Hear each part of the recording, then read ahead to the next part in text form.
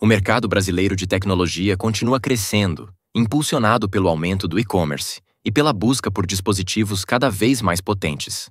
A Apple, referência mundial em inovação, se destaca entre os consumidores que buscam desempenho, status e um ecossistema totalmente integrado. Neste vídeo, você vai conhecer os produtos da Apple mais vendidos no Brasil no último ano, com base nas fontes mais atuais e confiáveis disponíveis no mercado brasileiro de tecnologia. As informações apresentadas aqui se referem ao período de 2024 a 2025, antes do lançamento do iPhone 17. Também vamos mostrar as quantidades vendidas de cada item, as principais tendências de consumo e as particularidades do cenário nacional. Então já deixa o like, se inscreve no canal e bora pra lista!